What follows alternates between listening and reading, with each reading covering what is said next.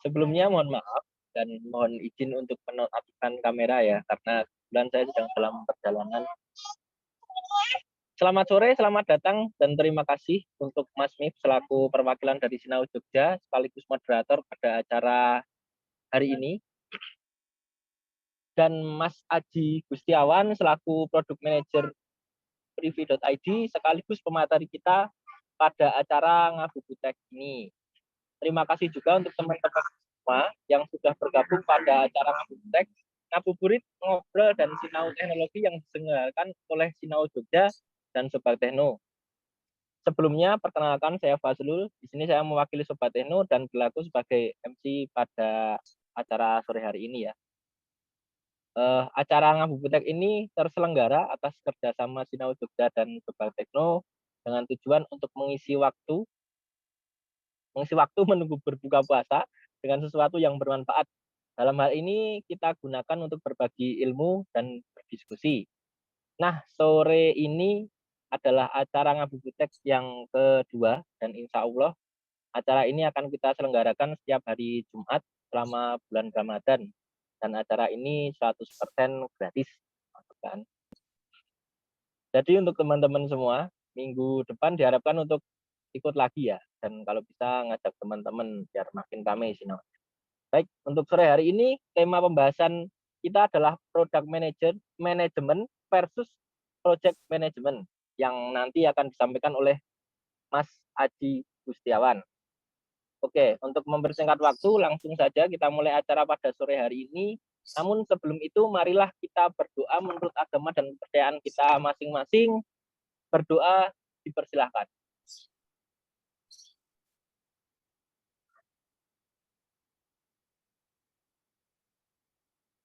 Baik, cukup. Terima kasih.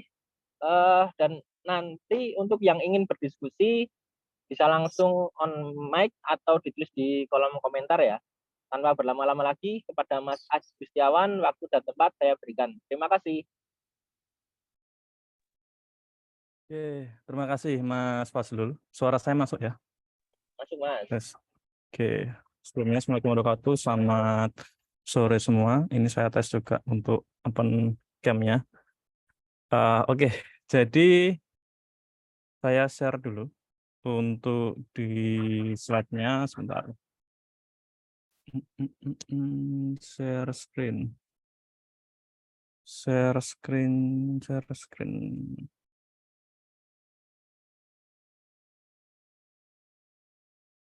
Nah, apakah sudah terlihat untuk share screen-nya? Terlihat, Mas. Ya, ini maaf, ini ada kucingku agak travel. Nah, oke. Jadi aku mulai dulu. Jadi sebelumnya terima kasih kesempatannya teman-teman, dan di sini untuk topik kali ini kita akan membahas terkait apa itu produk, apa itu project management, dan pemahaman dan penerapannya secara tepat di industri IT ya gitu. Dan sorry banget ini kalau kucing agak ngerusuin, ini nggak tahu kenapa lagi manja. Tapi ya kurang lebih seperti itu. Jadi nanti kita akan bahas terkait perbedaan dari dua hal ini, bahkan persamaannya juga dan definisinya. Dan di sini kita akan mulai langsung saja. Nah, ini submateri untuk apa yang akan kita diskusikan kita hari ini gitu. Jadi ada paling enggak 5 gitu. Mungkin agak sedikit berbeda dengan poster yang disebar oleh teman-teman Sobat Tekno maupun Sinau Jogja. Tapi kurang lebih sama sih gitu.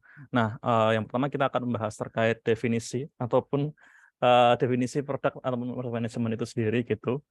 Lalu perbedaan dan persamaan dari keduanya gitu. Dan juga yang ketiga peran dan manfaatnya seperti apa di industri nanti.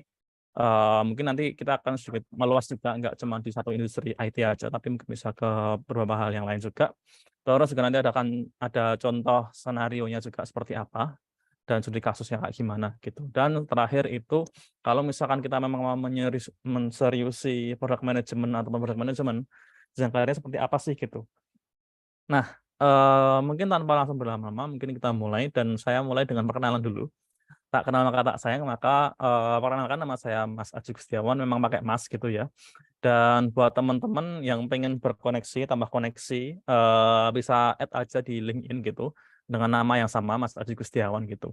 Dan sedikit apa namanya, singkat cerita terkait perjalanan karir saya saat ini itu, sekarang jadi product manager di Privy gitu. Sebelumnya saya di product manager juga di Niaga Hoster dan sempat menggeluti project manager di Niaga Web. Niaga Web itu salah satu lini bisnisnya Niaga Hoster ya, cuman bisa dibilang tuh kayak sister company-nya lah dari Niaga Hoster gitu.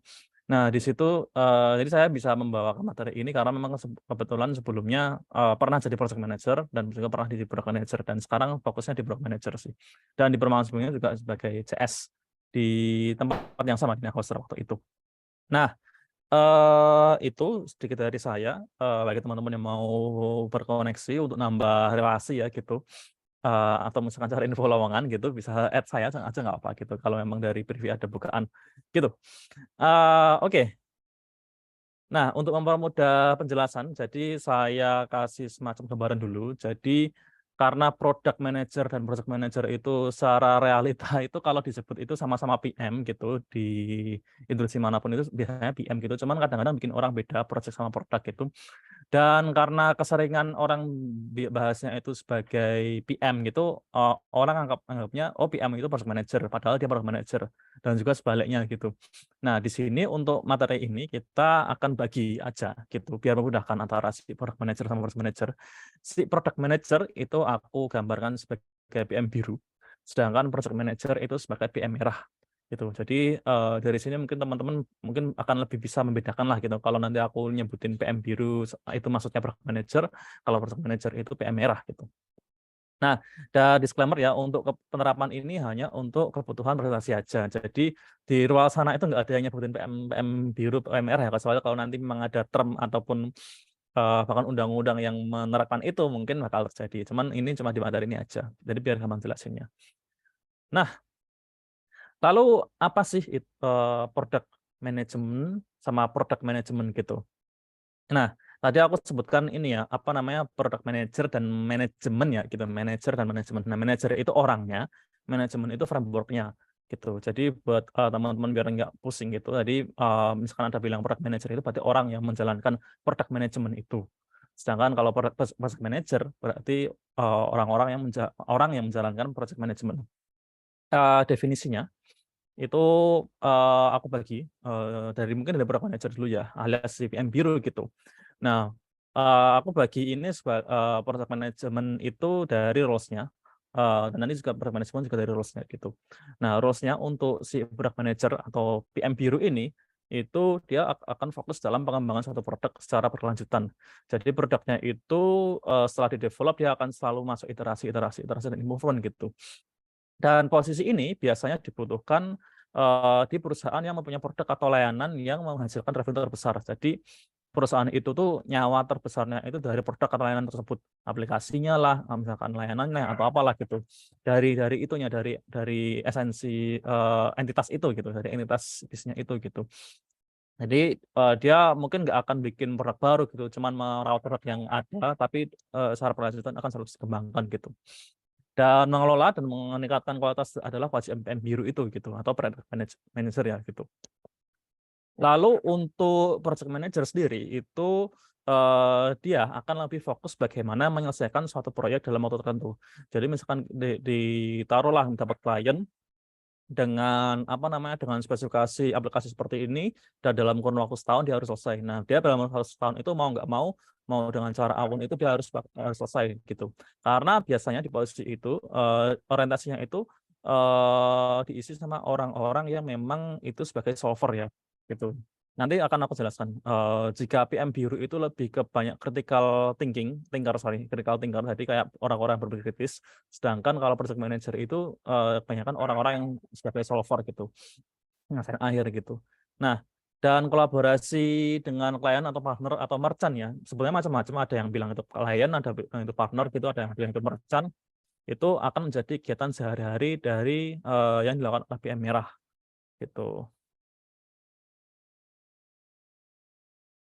Oke, dan untuk apa namanya nge-breakdown dari dua hal itu, jadi si PM biru itu fokusnya itu membangun life cycle product. Jadi keberlangsungan produk itu menjadi titik fokus utamanya dari penerapan framework-nya gitu. Dia nggak akan di product management itu nggak akan bikin produk baru kecuali dari perusahaan itu pengen ibaratnya membuat produk baru itu gitu. Jadi dari PM-nya itu sendiri itu nggak akan inisiasi untuk produk baru gitu. Karena ya dia cuman cukup merawat produk yang udah ada itu gitu. Dan dia akan menyesuaikan iterasi-iterasi gitu. Nah, jadi kurang lebih seperti itu. Contohnya misalkan, yang paling gampang lah misalkan marketplace gitu. Pasti kan dia ketika ada event-event tertentu dia akan berubah tuh gitu. Ada perubahan desain, ada perubahan promo macam-macam dan mungkin ada perubahan tombol juga kalau misalkan pengen emphasize, fitur-fitur yang ada di marketplace itu gitu. Nah, itu kan teman-teman pasti juga mengalami ya, buat teman-teman yang mungkin pernah belajar online gitu, pasti lihat tampilan, satu marketplace itu di bulan ini beda, di bulan ini beda gitu. Jadi tiap event pasti beda gitu. Nah, itu, fokusnya para PM, product manager. Nah, sedangkan kalau, project management itu biasanya framework itu difokuskan pada menyelesaikan apa yang ini ya, task ya gitu, task atau project dalam, waktu tertentu gitu. Waktunya itu bisa ditentukan dari sisi bukan bisa ya, sorry, biasanya ditentukan dari sisi klien atau merchant-nya gitu. Nah, dari situ, teman-teman yang bergelut di project management ini, dia akan fokus untuk bagaimana cara kita menyelesaikan proyek itu dalam waktu yang tepat gitu, dan juga berhasil gitu. Maksudnya semua fiturnya udah terimplementasikan dan nggak ada yang ketinggalan gitu. Nah, itu sedikit dari penjelasannya gitu. Nah, ini mungkin, dari sini pasti akan timbul pertanyaan gitu, khususnya bagi teman-teman yang udah berkecimpung ya gitu. Nah, itu kan misalkan gini ya, PM merah kan pada dasarnya juga membangun produk kayak gitu, karena ada juga PM yang bikin website, yang bikin ini gitu, dan macam-macam lah gitu. Sedangkan PM biru kan juga pada dasarnya juga mengerjakan task sesuai time frame, apalagi kalau pakai Scrum. Nah, Scrum ini mungkin pembahasan di lain waktu, cuman kurang lebih, eee PM sendiri itu juga punya dalam artian itu time frame sendiri untuk mengerjakan satu fitur gitu. Katakanlah 1 kuartal, 2 kuartal gitu, itu juga masuk time frame. Cuman kan itu beda dengan PM merah gitu. Karena PM biru itu sebenarnya, time frame-nya itu tidak se-fleksibel dari time frame-nya para PM merah. Kenapa? Nah, makanya saya jelaskan nanti di bagian ini. Di bab yang kedua yaitu perbedaan dan persamaannya gitu. Karena, ini nanti teman-teman yang mungkin sudah berkecimpung di bidangnya ataupun mau berkecimpung ke, product management ataupun project management itu pasti banyak sih kasus di mana individu bahkan ada yang di level perusahaan juga yang masih belum bisa membedakan keduanya gitu.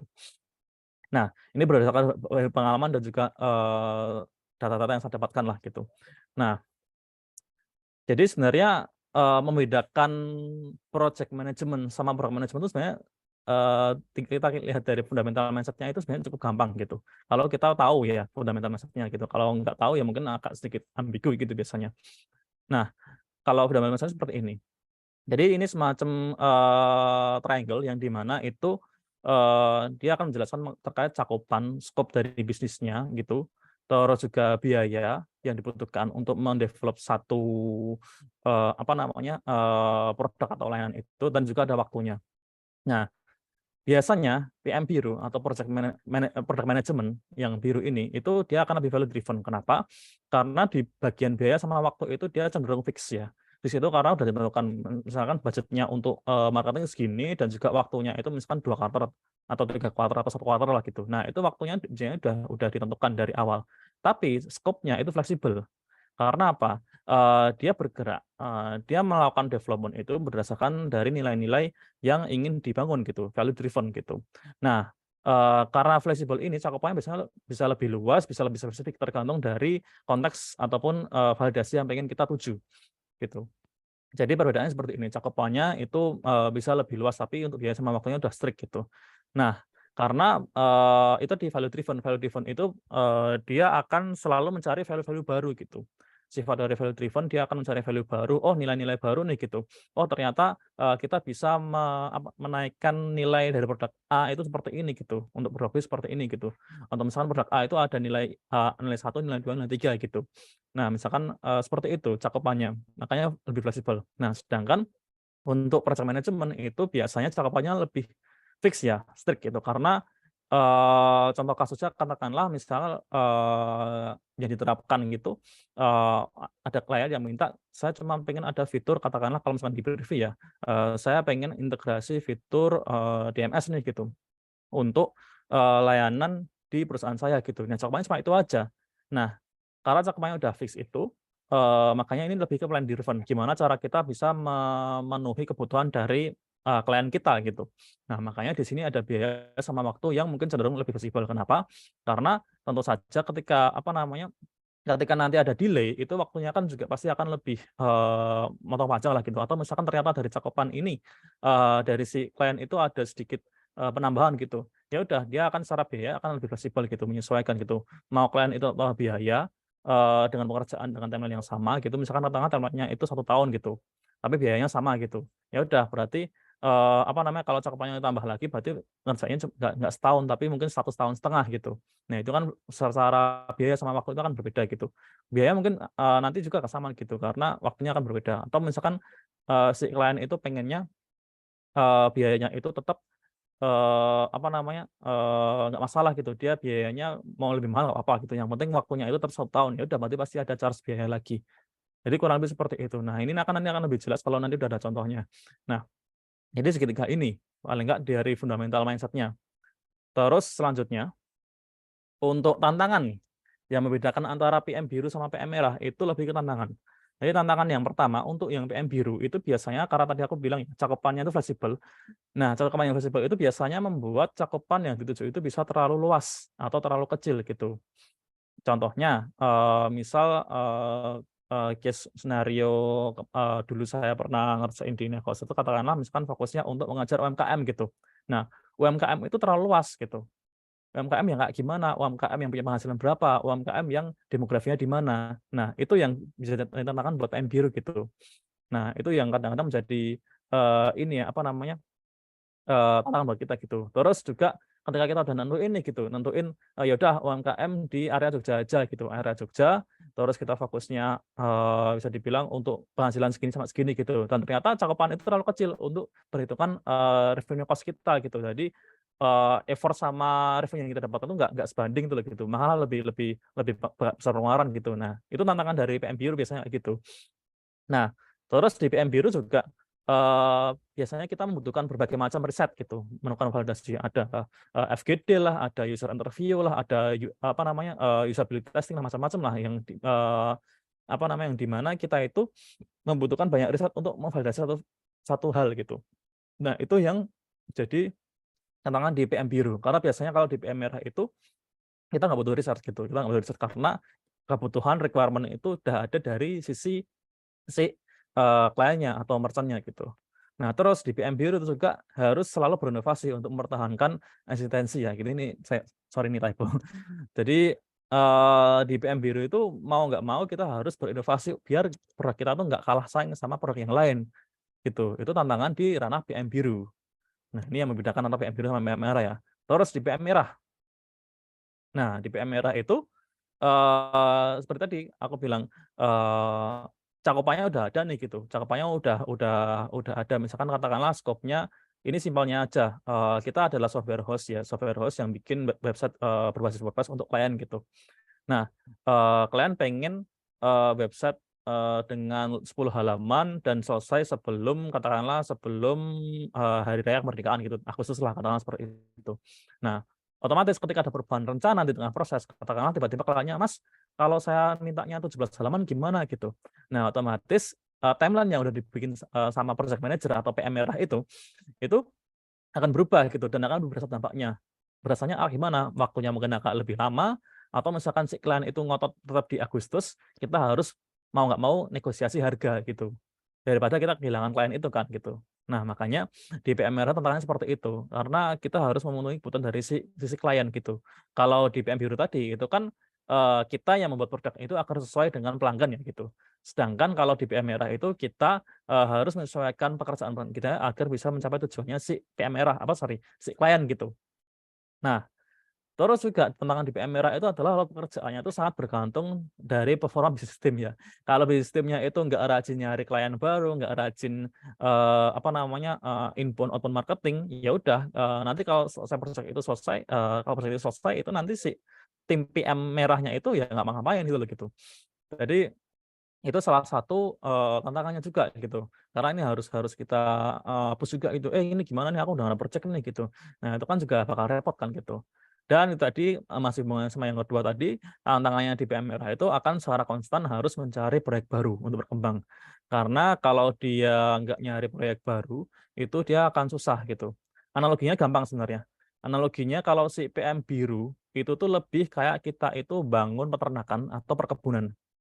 Nah, itu kan produknya paling ya, cuman itu aja, paling kalau nambah jenis kan paling dari, peternakan dari awalnya ayam tambah kambing, terus tambah sapi gitu, terus kalau kebun mungkin dari awalnya itu beras, itu jadi jagung, terus, ganti kentang, dan sebagainya lah gitu. Tapi kalau PM merah itu dia nggak analoginya itu bukan kayak perkebunan, tapi lebih kayak tambang. Yaitu nyari di mana ada tambang emas, di mana ada tambang minyak, di mana ada tambang gas gitu. Nah, ketika tambang itu habis, pasti tinggal kan gitu loh. Jadi analoginya seperti itu gitu, untuk si PM merah sama si PM biru. Perbedaan dari keduanya. Nah, terus ini kalau di industri IT ya, ini ideal timnya yang saya, kutip dari berbagai macam sumber dan, tanya-tanya ke teman-teman saya yang lain juga gitu. Nah, jadi, ideal timnya kurang lebih seperti ini. Kalau untuk di PM biru, product management sorry, product management itu paling enggak itu ada, ini, halo? Sorry, suaraku ini enggak? Halo?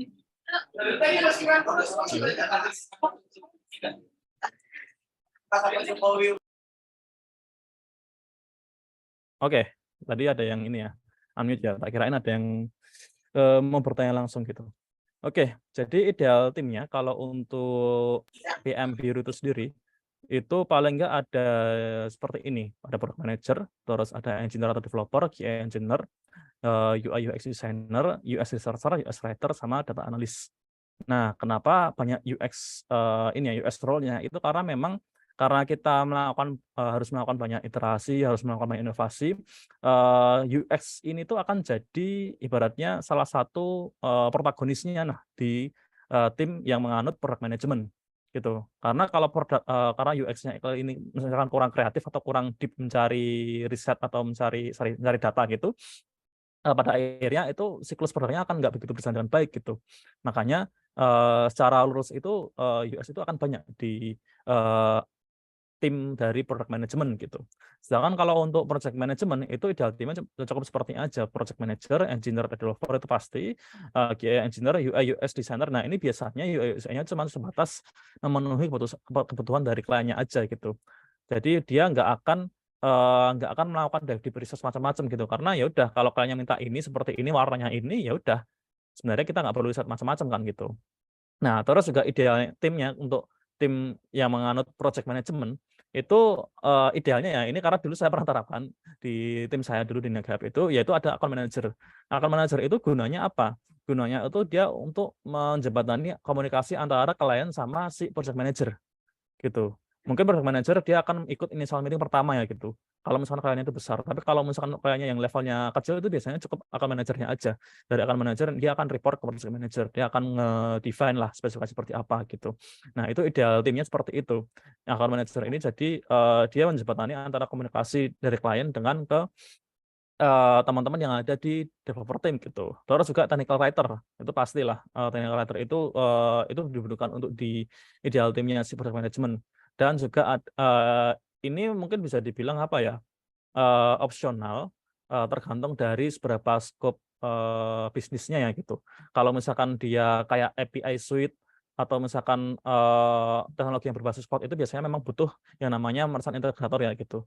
Cuman kalau misalkan kayak software host, kayak web host biasa ya gitu, yang software host yang bikin website, berbasis WordPress itu sebenarnya merchant integrator itu nggak butuh sih. Cuman ini idealnya kalau di industri secara umum ya, gitu. Aduh, astagfirullah. Nah, oke. Terus perbedaan lagi nih, bedanya antara si PM merah sama PM biru kalau kita menilik dari, 5 managerial skill set kayak gitu. Nah, managerial skill set itu apa sih gitu?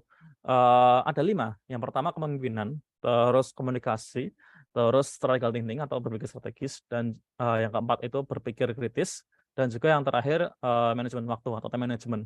Nah, dari 5 ini sebenarnya skopnya dari PM biru sama PM merah itu beda. Beda mungkin perbedaannya itu cukup signifikan, khususnya di beberapa poin lah gitu. Nah, dari sini kita akan lihat bedanya. Untuk PM biru, nah sebagai product manager itu skill set yang dibutuhkan yang pertama, yang paling dominan itu harus berpikir kritis tadi, PM biru. PM biru dia harus berani berpikir kritis terkait kira-kira apa sih yang menyebabkan produk ini turun, kira-kira apa sih yang menyebabkan produk ini ditinggalkan sama pelanggan gitu. Kira-kira apa sih yang menyebabkan aplikasiku tuh kok nggak di-rating bagus sama user gitu. Nah, itu tuh pikiran-pikiran itu tuh harus dimiliki oleh PM biru gitu. Terus selanjutnya skill set-nya itu adalah kepemimpinan. Karena nanti product manager itu kalau teman-teman pernah baca buku di Lean Startup ya gitu. Product manager itu dia ibarat dia itu harus memimpin orang tanpa dia itu dikasih semacam otoritas gitu. Karena product manager itu sebenarnya bukan jabatan manajerial, tapi lebih jabatan spesial, jabatan secara spesialis ya gitu. Jadi sangat spesial. Jadi kita tuh nggak membawahi dev kita, kita nggak membawahi dev kita nggak membawahi UI kita tuh berkawan, berpartner dengan mereka. Yang di mana kita itu juga harus bisa ngelit mereka, ngelit dalam artian ngelit mencapai tujuan dari produk itu gitu. Nah, makanya skill set kepemimpinan ini gitu dibutuhkan untuk seorang product manager atau PM biru ini tadi ya gitu. Terus karena product manager itu dia akan banyak komunikasi sama stakeholder juga, itu skill set komunikasi ini juga penting gitu. Ke stakeholder juga, ke internal team juga gitu, itu juga akan dibutuhkan. Makanya skill set ini, komunikasi ini sangat dibutuhkan juga sih gitu. Terus juga yang keempat itu strategis ya. Ini biasanya masalah strategis atau eksekusi ini bisa dibantu sama teman-teman tech lead-nya atau misalkan US lead-nya gitu, yang di mana dia akan kolaborasi sama si PM-nya. Jadi PM tuh nggak kerja sendiri di sini gitu. Nah, terus manajemen waktu itu juga karena waktunya itu sebenarnya nggak begitu ini ya, karena nggak begitu fleksibel, keuntungan kita dikasih waktu yang pasti ya, misalkan 1 kuartal, 2 kuartal gitu. 1 kuartal kan 3 bulan ya gitu, kalau 2 kuartal kan setengah tahun gitu. Katakanlah kita dikasih waktu 2 kuartal, ya udah kita tuh nggak perlu banyak banget manajemen waktu karena kita udah tahu ya udah dalam 2 kuartal itu kita harus mencapai apa gitu. Nah, makanya di situ kita akan lebih banyak di masalah critical thinking sama ini tadi, communicate sama leadership tadi gitu. Nah, lalu kalau untuk skill set dari project manager atau PM merah, nah ini kebalikannya. Jadi berpikir kritisnya tuh tinggi banget karena sebenarnya kita nggak, bahkan mungkin aku bisa berani bilang cuma 5-0%, karena kalau misalkan requirement-nya itu udah dapat dari klien dan requirement cuma A, B, C, D, E, ya udah kita nggak perlu mikirin sampai G, H, I, J, K, L, M, N, itu nggak perlu gitu. Kalau misalkan requirement cuma A, B, C ya D, E, F-nya nggak perlu, ibaratnya kayak gitu. Nah, jadi kita cukup berpikir strategis, gimana caranya kita bisa membuat fitur A, B, C ini untuk klien dalam kurun waktu katakanlah 6 bulan nih gitu.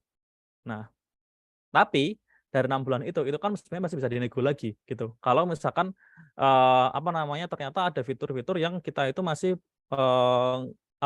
dalam artian masih kita under development lah gitu. Nah, makanya di sini si PM merah itu manajemen waktunya itu harus main gitu. Manajemen waktu harus main, strategical thinking-nya harus main gitu. Critical thinking-nya itu di 10% malahan gitu, nggak di kayak tadi yang di PM biru itu malah nggak banyak.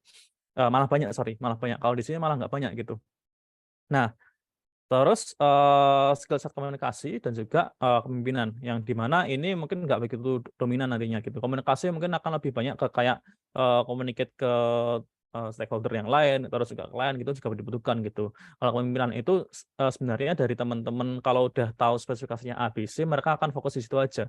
Jadi nggak akan begitu banyak rules kepemimpinan di sini gitu sebenarnya gitu. Karena udah kita set di strategical thinking-nya yang tadi gitu. Sama kalau manajemen waktunya udah ada, dan kita sudah set main days-nya berapa, terus juga timeline-nya kayak gimana, itu sebenarnya udah cukup gitu. Nggak perlu terlalu banyak communicate gitu.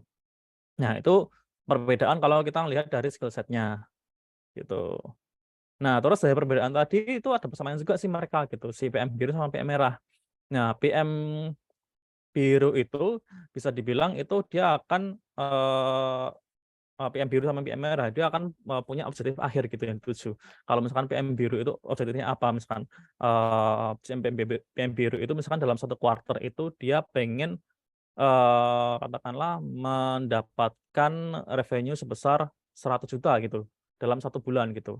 Nah, itu kan objektifnya dituju ya gitu. Sedangkan kalau PM merah itu mungkin bukan ke revenue tapi lebih pada oh, fitur X itu harus selesai dalam 1 bulan ini gitu. Nah, mereka sama-sama punya objektif akhir yang dituju. Cuma bedanya itu tadi kalau si PM biru itu lebih ke metriknya, kalau si PM merah itu lebih ke output-nya gitu. Output hasil akhirnya seperti apa, yang hasil yang dibuat gitu. Terus juga dari persamaan dari keduanya itu juga punya memitigasinya sendiri-sendiri. Mungkin yang membedakan cara mitigasinya aja ya, dari PM biru sama PM merah itu beda ya gitu. Cuman keduanya itu pasti punya mitigasi risiko. Terus juga dua-duanya itu harus menjaga kolaborasi ya ke timnya sendiri itu. Gimana cara kita kolaborasi ke tim agar bisa semuanya berjalan dengan lancar gitu. Baik itu PM merah maupun PM biru itu pasti ada. Terus juga yang terakhir persamaannya itu dari PM biru maupun PM merah itu pasti akan menampung berbagai macam kebutuhan dari stakeholder gitu. Jadi bisa dibilang nggak selamanya untuk PM biru ataupun PM merah itu dia itu cuma fokus di internal tim aja, enggak, tapi juga dia harus memenuhi kebutuhan dari stakeholder gitu. Nah, terus selanjutnya peran dan manfaat dari perbedaan itu teman-teman udah agak ada gambaran ya gitu. Nanti kalau misalkan bingung bisa tanya lagi nggak apa. Nah, kalau peran dan manfaatnya itu kurang lebih seperti ini untuk perannya. Jadi kalau dianalogikan lagi ya gitu. Pokoknya aku ngasih gambaran analogi aja biar teman-teman bisa ada gambaran gitu. Peran product management di dalam perusahaan itu, tujuannya itu untuk mempertahankan keberlanjutan gitu, keberlanjutan gitu. Gimana caranya misalkan katakanlah kayak mesin ya gitu, gimana caranya mesin ini tetap berjalan dengan baik. Kita misalkan, mesin ini adalah mesin gabah gitu, gimana caranya kita untuk bisa meningkatkan produksinya dengan mesin ini gitu, atau misalkan, mengelola mesin ini seperti apa gitu. Kalau gambaran idealnya itu mungkin kayak, pabrik mobil. Nah, kayak Toyota gitu. Toyota salah satu inspirasinya Eric Ries untuk menulis bukunya Lean Startup itu kan, eee, Toyota itu kan akan selalu melakukan riset untuk memberikan, kendaraan yang cocok untuk pengguna di, jangka waktu tertentu gitu. Misalkan di era yang sekarang ini kan mulai ke mobil listrik lah gitu. Nah, mungkin mereka kan bikin tuh gitu, mungkin sekarang udah bikin ya, udah ada beberapa yang keluar juga gitu. Nah, gimana cara mereka mempertahankan bisnis kendaraannya itu, tapi menyesuaikan dengan zaman gitu, yang dulunya itu menggunakan bahan baku fosil, sekarang ke listrik gitu. Nah, itu untuk pemeran keberlanjutan. Nah, itu contoh dari product management. Nah, kalau di industri IT itu contoh-contohnya seperti ini gitu. Mungkin kayak marketplace kita bisa, sebutkan kayak Shopee, Tokopedia, Blibli, Bukalapak macam-macam gitu. Terus misalkan kalau ride hailing itu kayak Gojek, Grab, Maxim dan sebagainya. Booking platform bisa Traveloka, Oyo, Tiket.com gitu, Agoda itu juga masuk lah gitu. Nah, itu adalah, penerapan product management di perusahaan IT. Nah, terus kalau untuk product management itu fokusnya ada di menentukan kesuksesan gitu ya, menentukan kesuksesan atau perencanaan dari suatu proyek gitu. Jadi fokusnya itu di hasil akhirnya, penyelesaian gitu. Perkara nanti udah selesai terus kita tinggal, itu nggak apa-apa sebenarnya di project management karena udah selesai ya udah. Nanti kalau misalkan si klien itu baru komplain, itu baru kita akan melakukan maintenance. Beda sama kalau product management ya. Kalau product management itu kita nggak harus menunggu klien itu komplain, bahkan kalau kita udah aware ada kesalahan di produk kita harus melakukan pembenahan segera. Itulah bedanya kalau misalkan kita sama, PM biru sama PM merah gitu. Kalau PM merah itu cukup nunggu aja sebenarnya, sesimpel cukup nunggu dari klien, kalau ada komplain atau feedback itu baru kita melakukan pembenahan gitu. Tapi kalau PM biru tuh enggak, ketika kita aware gitu, kita langsung ngasih pembenahan gitu. Nah, contohnya kalau di industri IT itu ya kayak web host ya gitu, semacamnya GWeb ataupun Sobat Serni gitu. Dan juga Jogja Web Host, ada banyak lah gitu, host-host di Jogja juga gitu. Terus kalau untuk IoT kayak Evisery, Farax, Hara, Clue. Evisery itu fokusnya di ini ya, fishing ya, perikanan gitu. Farax itu lebih ke security, itu. Hara itu kalau nggak salah di peternakan gitu, Correving Amrong ya. Kalau Clue itu setahu saya kemarin, saya baca tapi agak lupa mungkin lebih ke smart city gitu. Nah, terus skenarionya nih gitu. Nah, ini mungkin, sekarang kita latihan ya. dari penjelasan tadi mungkin misalkan teman-teman nangkep mungkin akan bisa ada gambaran nih gitu terkait senario atau studi kasus yang terjadi di luar sana gitu. Nah, ini aku kasih contoh lah studi kasusnya. Nah, jadi aku nanti akan menjelaskan satu, apa namanya, deskripsi dari perusahaan itu. Nah, dari teman-teman nanti tebak nih, kira-kira perusahaan ini nerapin apa sih? Nerapin PM biru atau PM merah gitu, menerapin product management atau project management. Nah, ini yang pertama nih, pertama ini perusahaan DEF. Perusahaan ini mempunyai demografi pelanggan dari gender perempuan. Tujuannya itu untuk bisa memberikan kemudahan, berbagai macam kosmetik dalam dan luar negeri gitu. Jadi dia jualin kosmetik itu di platformnya gitu. Dan kosmetik itu, harus, legal dan juga sudah melalui izin BPOM gitu. Nah, kira-kira pendekatan yang dilakukan perusahaan ini apa sih gitu? Product management atau project management? PM biru atau PM merah? Nih teman-teman. Mungkin di chat atau misalkan speak up aja nggak apa-apa. Ya ada beberapa. Oh ini. Biru, Mas Yuryan. Ya, bener. Jadi memang untuk perusahaan DF ini dia, pendekatannya menggunakan product management ya gitu, karena, dia ngedevelop, semacam aplikasi untuk memudahkan user-user perempuan itu tadi untuk bisa mendapatkan kosmetiknya. Nah, next-nya coba. Next-nya itu perusahaan GHI. Nah, perusahaan ini mempunyai layanan untuk memenuhi kebutuhan UMKM dalam mentransformasikan bisnis mereka secara digital dan dapat diakses kapan saja. Ini harusnya teman-teman bisa nangkap sih gitu, kalau tadi dengar contohnya. Kira-kira ini PM merah atau PM biru nih penerapannya?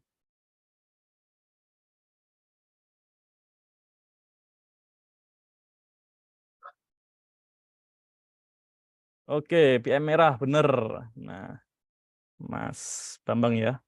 Nah, saya tadi. Nah, ini karena memang dia fokusnya untuk memenuhi kebutuhan UMKM. Jadi, kebutuhannya itu kebutuhan klien atau merchant ya, bukan ke user.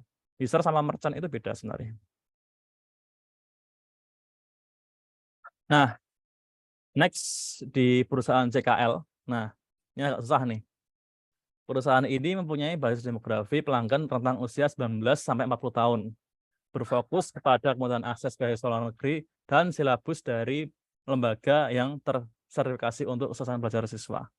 Nah, kira-kira pendekatannya itu untuk perusahaan yang skop bisnisnya seperti ini, dia pakai PM biru atau PM merah nih?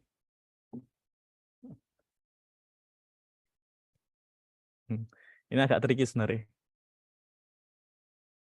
Ada yang bilang merah, merah. Yakin merah? Nih Mas Ferry ini merah, Mas Lukman Hakim ini merah juga, Mas Bambang biru. Kan ada lagi merah atau biru? Coba. Nah, jawabannya perusahaan CKL ini menggunakan 2 framework. Loh, bisa Mas? Ya bisa sebenarnya. Bisa. Jadi, kenapa saya bilang 2? Karena satu, yang pertama, kan ini kan ada keterangan ya, dia fokusnya untuk memberikan kemudahan akses beasiswa luar negeri. Nah, biasanya yang, memberikan kemudahan akses itu dia lebih kayak ngasih platform, entah itu aplikasi, entah itu web platform, yang di mana nanti, user-user yang demografi umur 19 sampai 40 tahun itu nanti bisa akses gitu, untuk tahu, oh ada beasiswa luar negeri itu di sini toh, gitu. Nah, terus yang kedua, ini ada silabus dari lembaga yang tersertifikasi. Nah, untuk kita bisa dapat silabus itu, dari lembaga yang tersertifikasi, berarti kan third ya gitu, atau pihak ketiga gitu. Nah, untuk bisa kita tekan kontrak dengan pihak ketiga, otomatis kita harus ada integrasi nih gitu, integrasi yang di mana, dari pihak ketiga ini, apa namanya, dia bisa ketika mereka update silabus itu, dia langsung bisa muncul di website kita gitu. Nah, itu, otomatis pasti kita juga akan, ada semacam integrasi di sana gitu. Nah, ini salah satu contoh aja sih gitu. Nah, terus kalau penerapannya kalau misalkan dua framework itu diterapkan di perusahaan itu gimana sih gitu. Nah, ini skenarionya gitu. Nah, kurang lebih seperti ini. Ini, contoh ya gitu di perusahaan termasuk perusahaan tempat saya bekerja sekarang itu yaitu Brivi, itu juga, terkait framework ini itu ada pembagian dari tim produk dan project gitu. Nah, biasanya tim produk itu akan fokus di pengembangan layanan utamanya. Misalkan kalau Brivi itu di layanan, identitas digitalnya gitu sama digital signature-nya gitu. Nah, development aplikasinya itu ada di tim produk.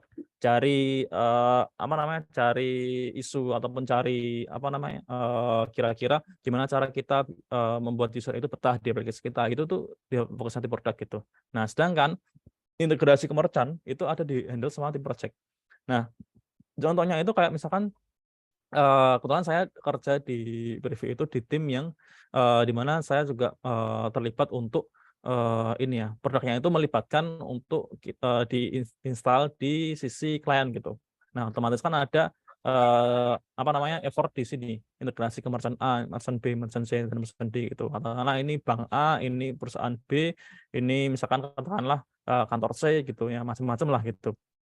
Nah, biasanya mereka kan bagi jadi 2 seperti ini gitu. Nah, dan skenarionya biasanya juga kalau misalkan ada 2 framework yang berjalan ini itu, dari framework yang merah ini atau si PM merah itu dia nanti akan dapat semacam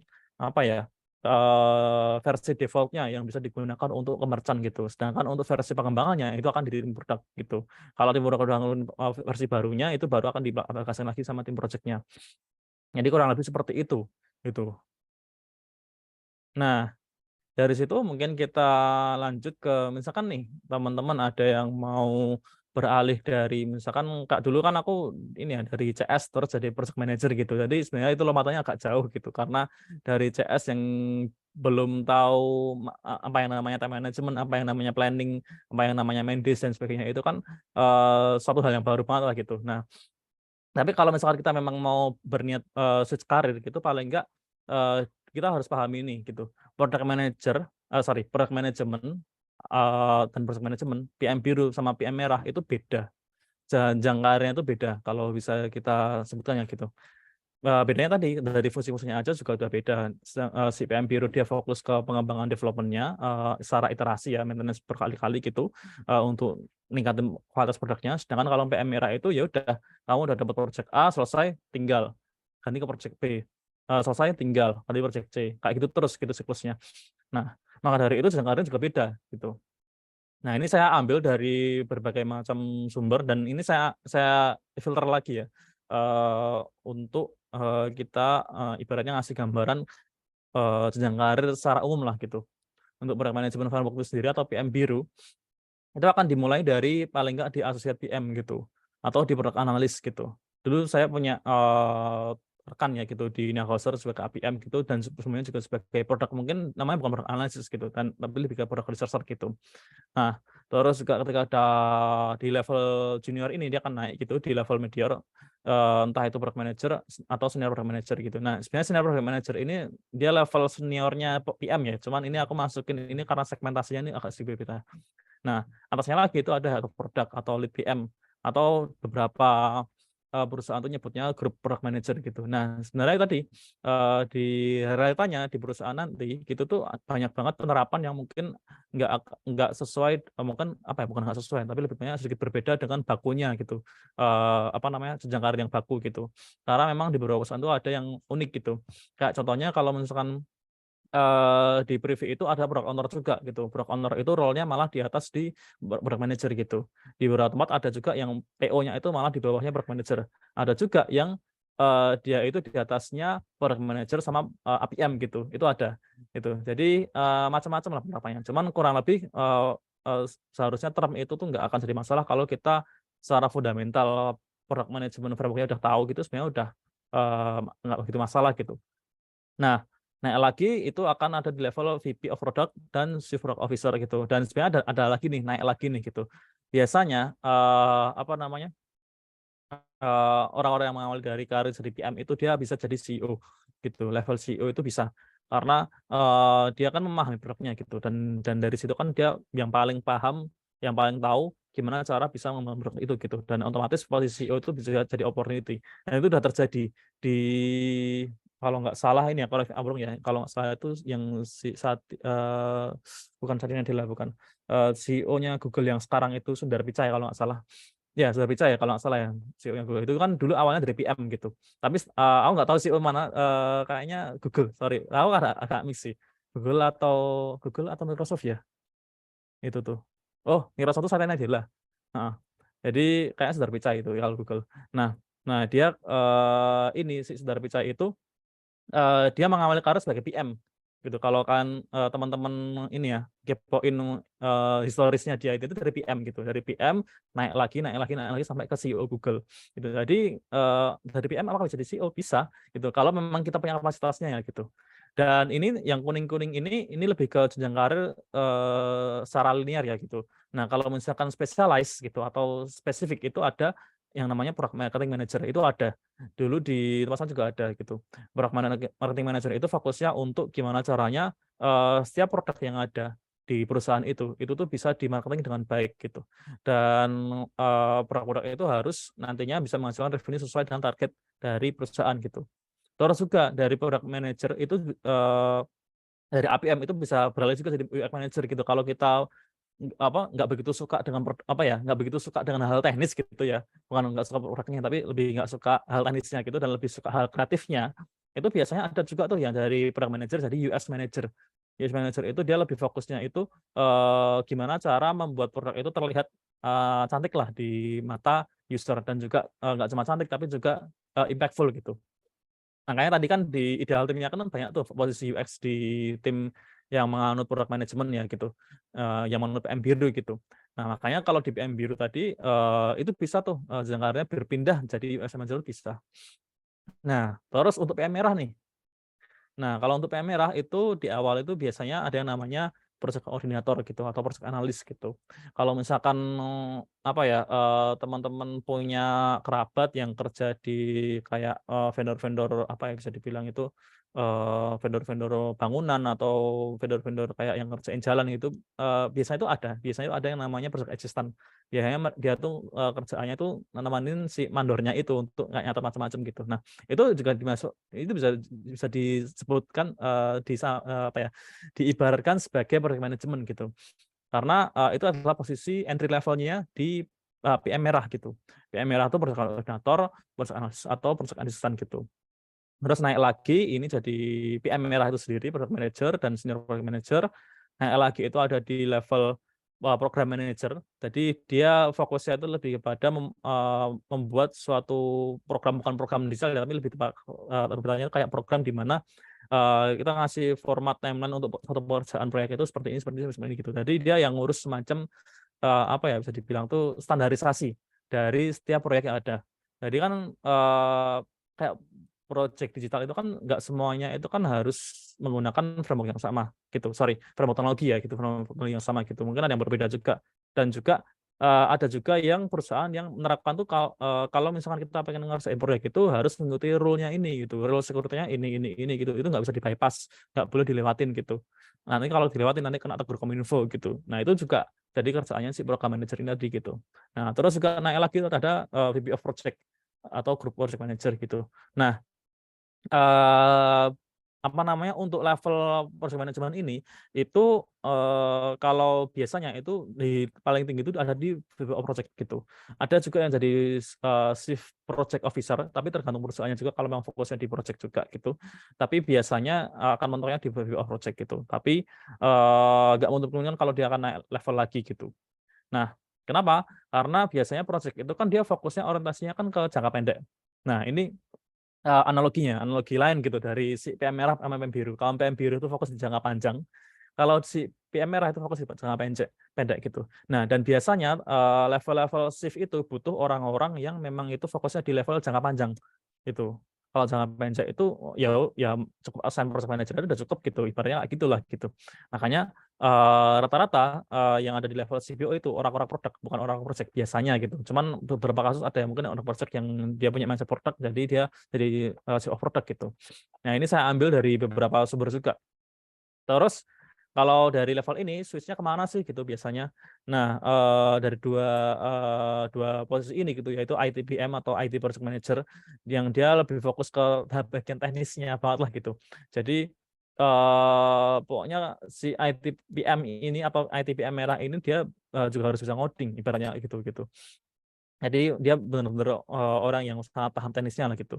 Nah, beda sama si PM biru tadi. Kalau ini kan konsepnya lebih ke kreatif ya, maksudnya pendekatan kreatif gitu. Gimana dari APM, dari PM terus pindah ke US Manager gitu, itu bisa karena seorang PM tuh memang harus tuntut kreativitasnya juga gitu. Sedangkan kalau seorang PM merah gitu, sorry tadi PM biru terus ini PM merah itu dia, lebih utamakan teknisnya aja gitu. Nah, dan juga posisi lain itu kayak merchant manager. Merchant manager itu dia fokusnya, gimana untuk mengelola semua merchant-merchant yang udah terintegrasi sama, ini nih, apa namanya, sama perusahaannya itu gitu. Salah satu job desk-nya itu kayak kalau misalkan ada isu atau komplain itu, merchant manager itu adalah orang yang pertama tahu sebelum yang lain, gitu. Itu salah satu job desk-nya gitu. Nah, gitu, mungkin kalau dari aku, kurang lebihnya sekian dan terima kasih. Mungkin saya kembali lagi ke MC. Thank you. Terima kasih Mas Aji Kristian atas pemaparan materinya. Semoga Mhm, kita jadi punya gambaran terkait dari project manager dan gitu ya.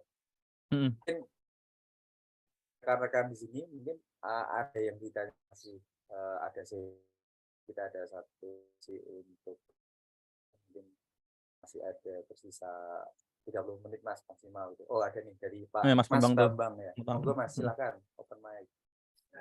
Oh ya, terima kasih Mas. Sebelumnya tadi saya sorry terlambat ya, jam 4 baru login ke sini. Mhm. Izin tanya Mas, kalau kayak seperti PM tapi ketika ada project tapi nggak sesuai timeline itu responnya gimana Mas? Ini PM merah apa PM biru, Mas? Yang ya antara merah sama yang biru tuh perbedaannya gimana? Respon misal progresnya nggak sesuai timeline gitu, gimana sih kita ngadepinnya?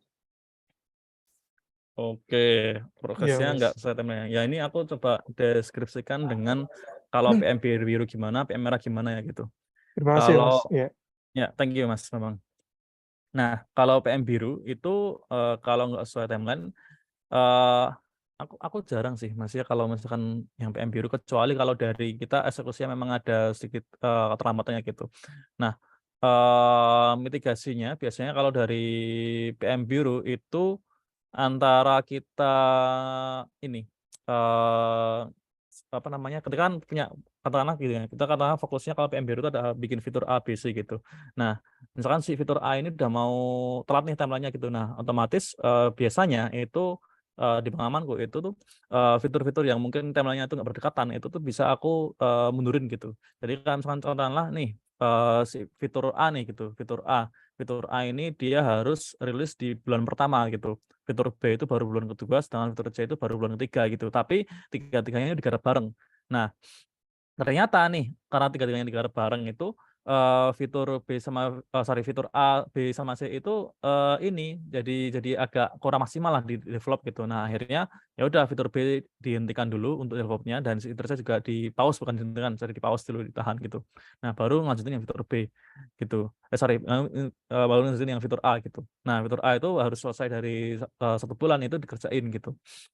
Nah, kalau misalkan kayak PM merah, timeline nggak sesuai itu biasanya, ada 2 faktor. Yang pertama, karena memang dari tim internal kita ada masalah gitu, ada eksekusi yang mungkin salah atau mungkin tiba-tiba tim internal kita tuh ada yang entah itu sakit atau dia tiba-tiba resign gitu kan juga jadi ini ya, jadi perkara juga gitu.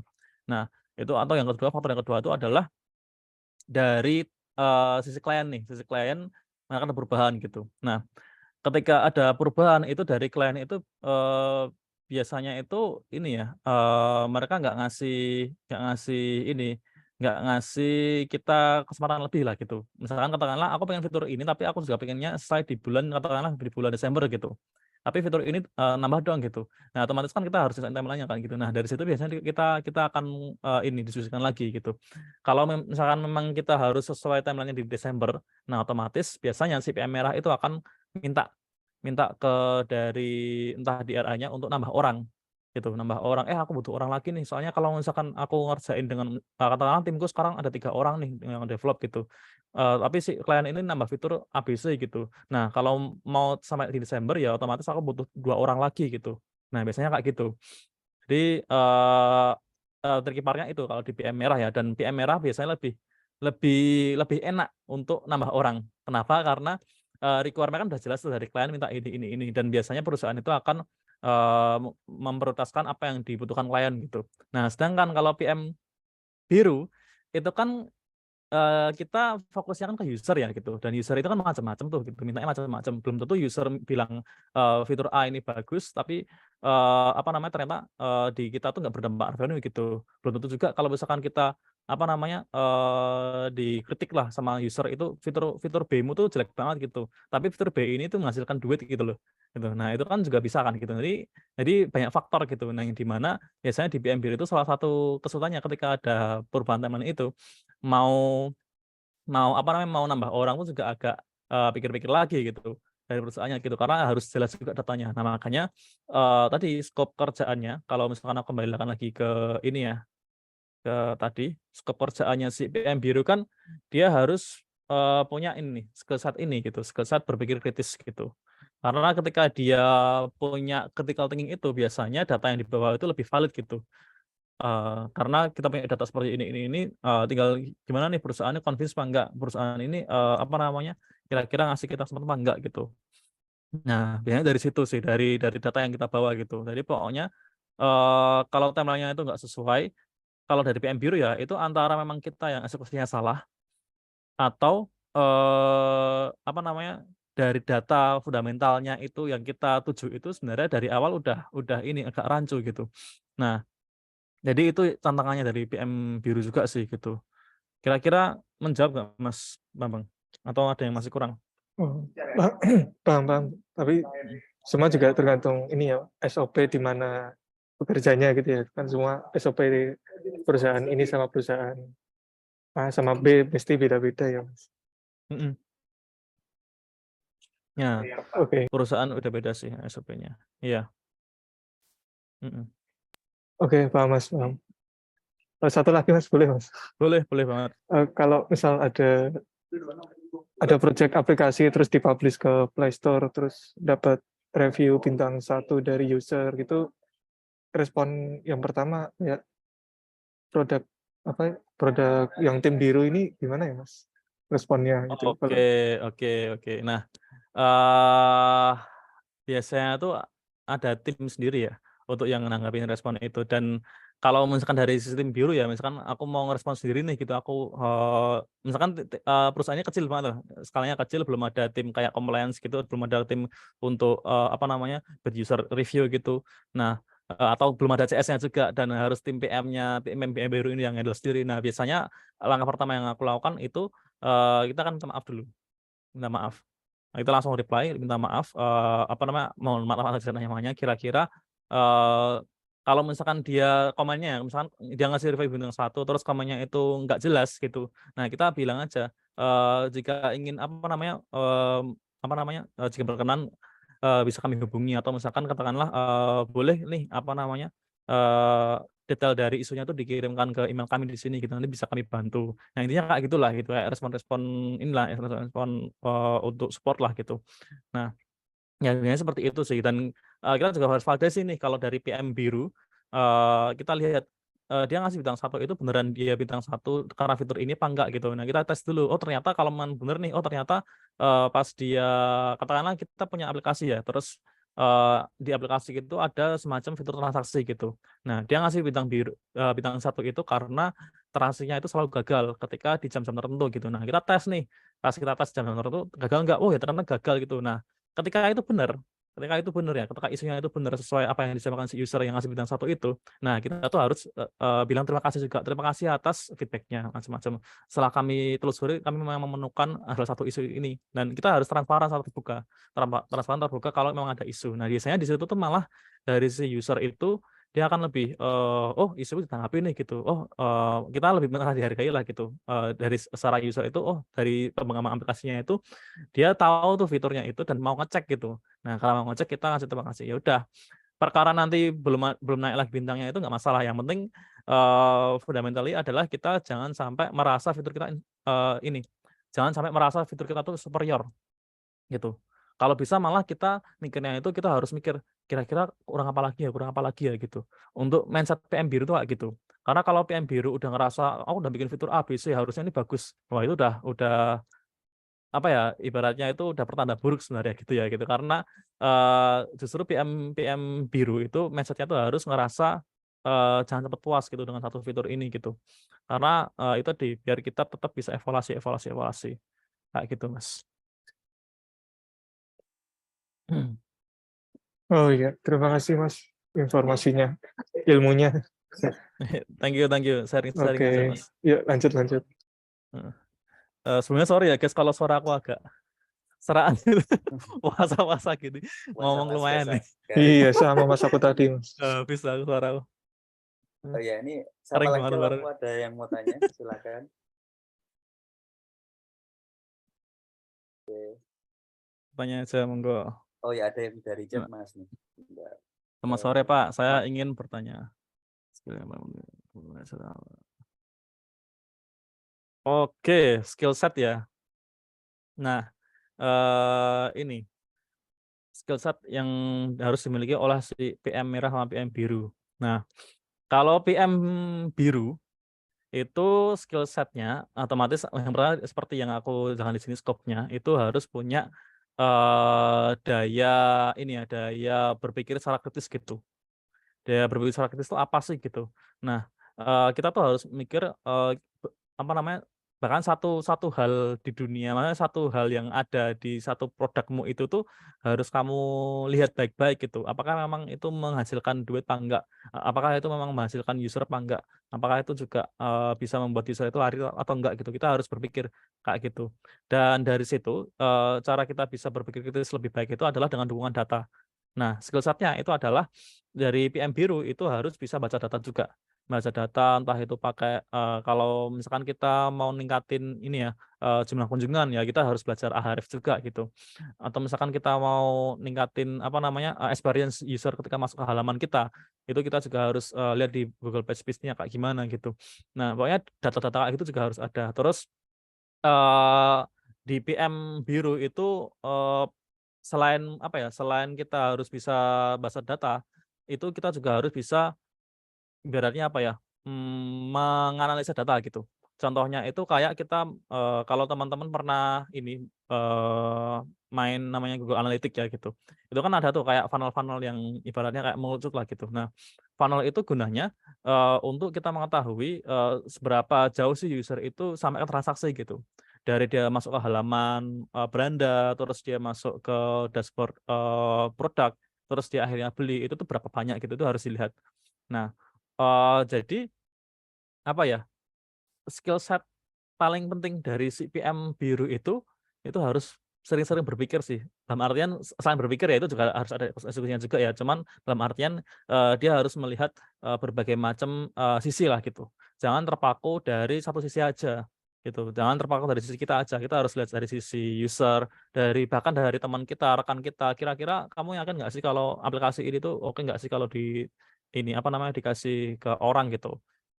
Misalkan dia ngelihat dari sisinya, "Oh ini kayaknya kurang ini," itu ya jadi bahasan aja gitu. Terus juga kita harus berani lempar itu ke, apa ya, ke masyarakat secara umum gitu. Katakanlah, ke kerabat kita, misalkan kita mau, apa namanya, ngasih tahu, ibu kita gitu, "Bu, kira-kira, apa namanya, Ibu kalau pakai ini bingung nggak?" Gitu. Nah, dari situ kita biasanya dapat insight juga tuh gitu.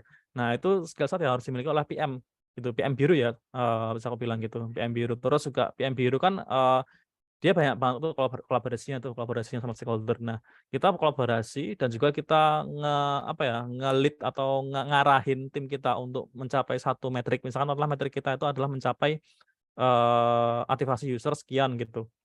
Nah, untuk mencapai itu kita harus arahkan mereka ke sana gitu. Caranya ya macam-macam gitu. Tapi kita itu tadi, kita itu bukan, manajer mereka. Kita tuh lebih ke rekan yang ngarahin. Paham nggak kira-kira? Jadi kalau analoginya itu kayak gini teman-teman. Kalau teman-teman pernah sekolah ya dulu, ya aku yakin semuanya pernah sekolah gitu. Nah, pernah sekolah punya teman, dia itu bukan ketua kelas tapi dia tuh kayak kalau apa-apa dia ngomong tuh kita nurutin lah gitu. Nah kayak gitulah modelnya gitu. Jadi PM biru tuh harus punya skill set itu gitu. Kalau kita belum punya, ya kita bangun aja, bangun, secara perlahan gitu, secara perlahan, nggak harus paksakan gitu. Memang salah satu kerjaan ekstrovert ya PM biru itu sebenarnya juga, gitu. Tapi, berpikir kritisnya itu lebih ke introvert malahan gitu, karena kita harus berpikir dari, diri kita gitu, harus inisiatif dari kita gitu, nggak nunggu orang lain, gitu.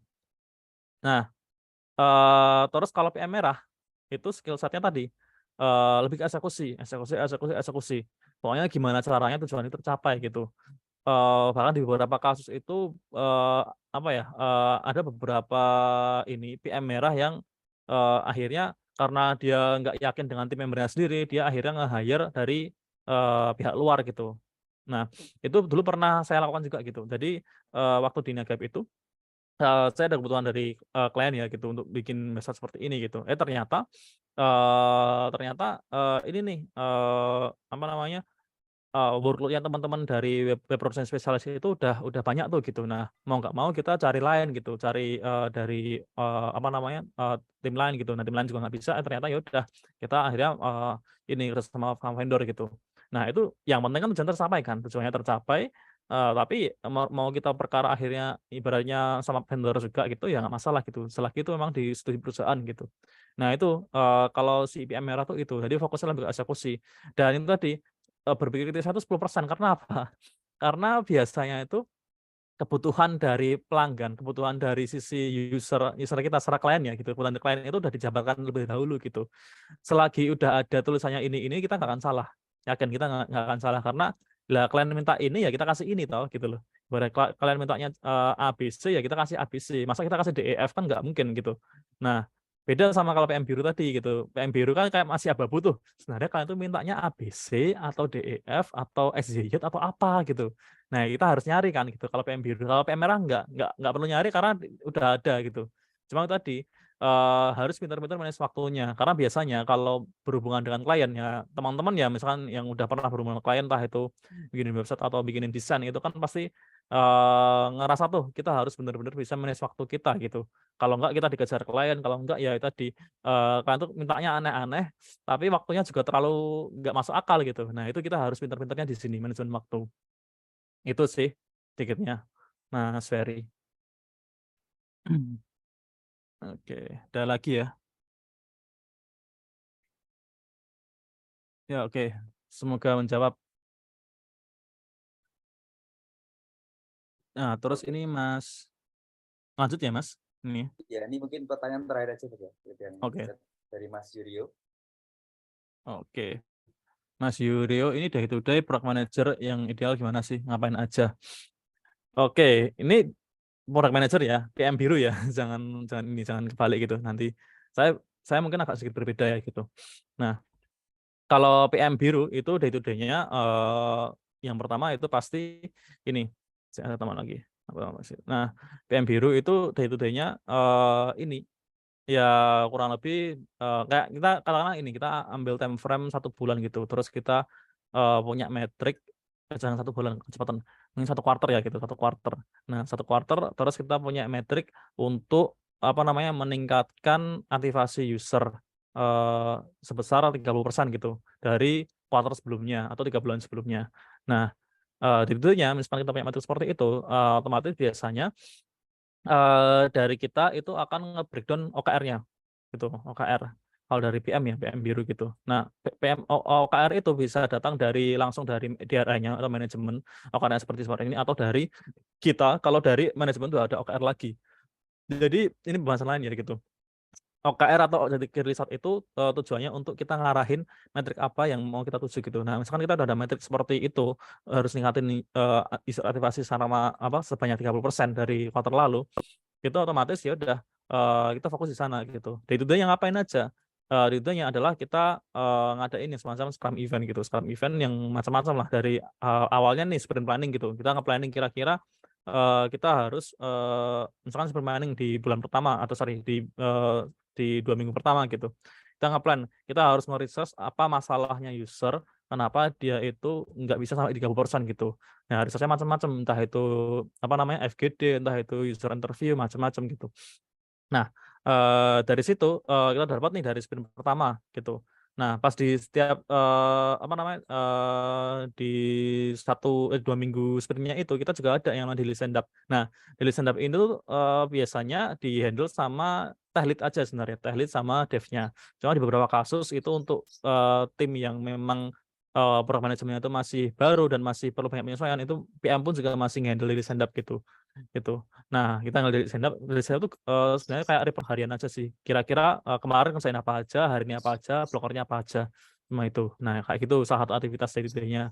Terus juga setelah itu, mau menjelang akhir sprint nih gitu, mau menjelang akhir sprint itu kita ada yang namanya backlog grooming. Nah, backlog grooming itu untuk kayak nge-grooming data-data yang udah kita dapatkan. Oh, dari riset kita udah dapat data ini. Oh, dari apa namanya, dari dev kita udah dapat, kita bisa nge-develop ini gitu. Karena ini possible dikerjakan dalam waktu 1 kuartal gitu. Nah, terus ini, udah kita bahas di backlog grooming. Nah, setelah itu, di sprint review itu juga kita bahas lagi. Sprint review itu kayak kita bahas kira-kira apa sih yang udah kita kerjakan di 2 minggu itu gitu, dan presentasinya gimana. Setelah sprint review itu ada sprint retrospektif. Nah, sprint retrospektif itu tujuannya, lebih kepada evaluasi, tapi bukan evaluasi yang berkaitan dengan kerjaan, tapi apa yang berkaitan, yang mempengaruhi, apa yang mempengaruhi pekerjaan, bukan pekerjaannya itu ya gitu. Kalau di pekerjaannya itu kayak progres, tingkat-tingkat atasmu itu biasanya dibahas di sprint review. Tapi kalau misalkan, kayak bahas, misalkan dalam 2 minggu ini aku lagi galau nih Mas gitu. Nah, itu dibahasnya itu di sprint retrospektif gitu. Nah, retrospektif itu kayak sisi apa ya, event fun-nya dari sprint-nya itu gitu, yang di mana kita bisa, ngeluarin macam macam unek-unek gitu ke teman-teman, satu tim gitu. Aku ngerasa kayaknya kita jarang ketemu jadi kita kurang produktif gitu. Nah, itu bisa tuh dibahas di sprint retrospektif. Nah, itu tuh tugas PM juga tuh yang, apa namanya, nge-handle itu gitu. Terus juga misalkan dia ada yang cerita juga gini, "Mas, device-ku juga, sama ini juga agak kurang perform nih," gitu, "device-nya agak lemot," gitu. Ya udah pas di retrospektif dibahas juga, ya udah minggu depan kita ganti device gitu.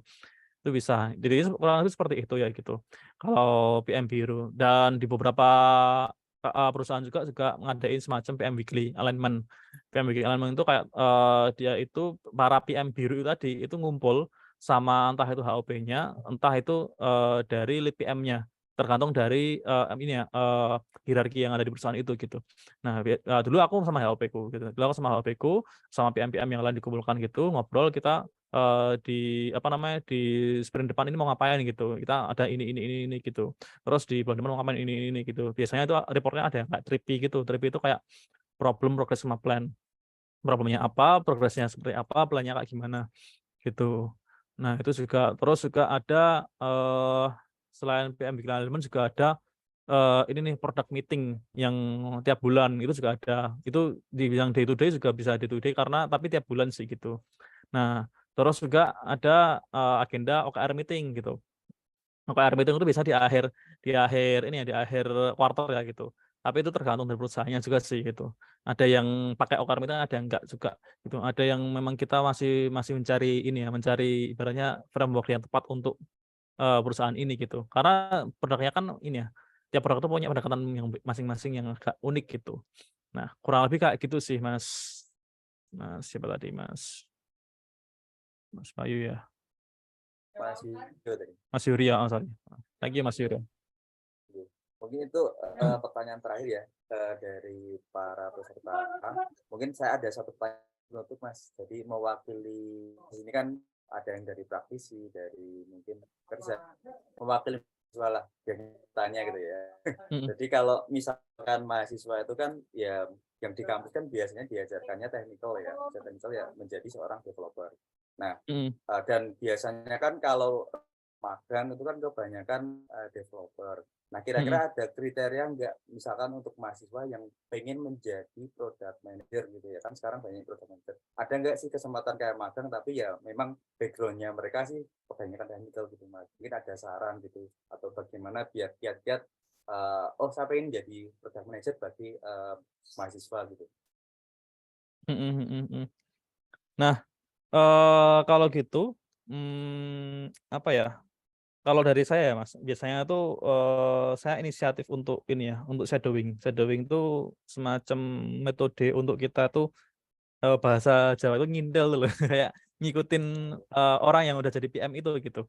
Ngikutin bukan kayak ngikutin ke mana-mana ya, itu kamar mandi juga ngikutin tuh enggak gitu. Maksudnya kayak, kita itu terlibat sama aktivitasnya mereka. Nah, semakin sering kita terlibat itu semakin kita paham gitu loh gitu. Perkara kita baru magang ya gitu. Jadi dulu dulu ini mungkin di luar dari PM ya. Dulu, saya sebelum jadi product manager sekarang ini kan dulu pernah jadi semacam, head divisi dari internet marketing dari apa namanya, salah satu perusahaan buku lokal gitu, namanya Dipublish gitu. Mungkin teman-teman lah yang tahu gitu Dipublish. Nah, di Dipublish itu, saya awalnya tuh dari magang gitu. magang, terus saya ngintil teman-teman content writer gitu, akhirnya saya bisa nulis kan sesuai dengan kayak bikinan mereka gitu, akhirnya terus saya jadi part-timer.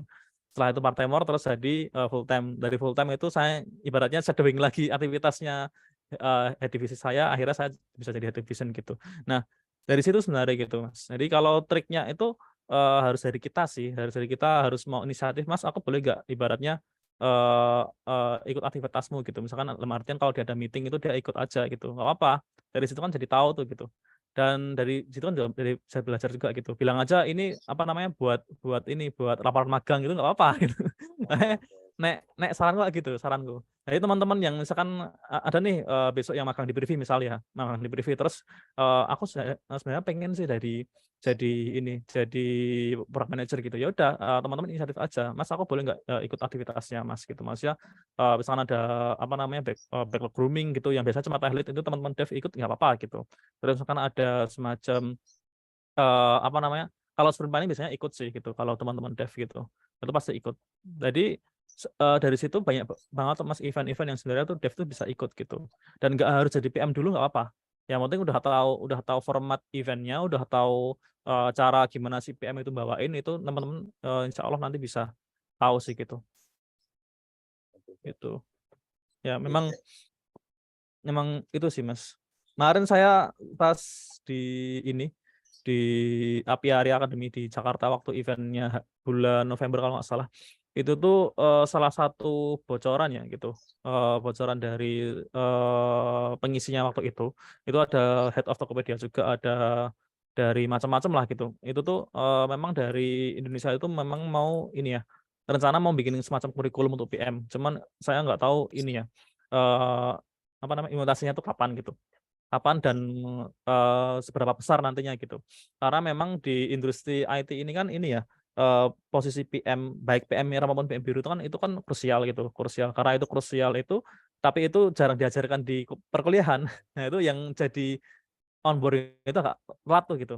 Sedangkan kalau kita lihat kayak di India, di Amerika itu mereka udah ada semacam kurikulum seperti itu. Kurikulum PM mau PM merah atau PM biru itu udah ada gitu loh. Jadi makanya kita tertinggal sama mereka gitu. Karena kita di kuliah pun belum ada pengajaran seperti itu sih gitu. Nah, makanya saranku teman-teman yang udah basicnya itu dev, yang memang itu cuma ngoding doang gitu, tapi pengen jadi PM, saranku harus berani shadowing tadi gitu.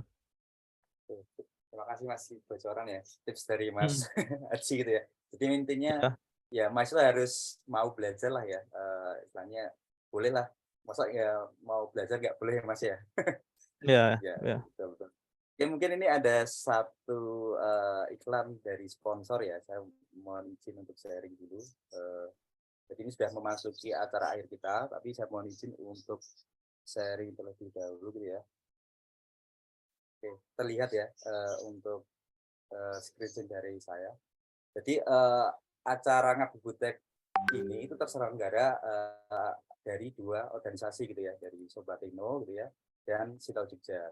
Nah, untuk Sinau Jogja itu adalah lembaga training yang ada di Jogja gitu ya, mengadakan pelatihan secara offline. Jadi ada di Jalan Timoho kalau mau ke sana gitu ya.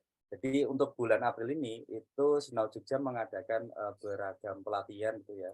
Itu dengan tema topik networking itu ya, ada IT management, dan cloud management dan IT security. Jadi mungkin barangkali di sini kalau ada teman-teman yang memang pengen belajar gitu ya, yang dari ahlinya gitu ya, terutama di bidang networking, management dan security, nanti boleh ikut pelatihan di Sinau Jogja. Nah, untuk info lebih lanjut bisa menghubungi nomor yang telah tertera di sini gitu ya, atau bisa menghubungi ke Instagramnya @tim_sales_Sinau_Jogja gitu ya, atau bisa email ke info@sinaujogja.com.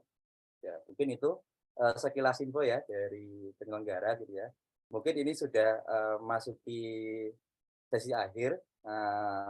Saya selaku moderator ya untuk tanya jawab di sini mengembalikan ke Mas Faslul untuk terakhirnya. Oke, terima kasih. Baik, terima kasih Mas Aji dan Mas Mif atas supportnya pada sore hari ini ya. Semoga ilmu yang kita dapatkan pada sore hari ini dapat bermanfaat. Amin ya rabbal alamin. Oke, sebelum kita tutup mungkin kita bisa foto bersama dulu ya, teman-teman, sebagai dokumentasi. Silahkan bagi yang berkenan untuk mengaktifkan kamera. tampilkan wajah-wajah ganteng dan cantik teman-teman.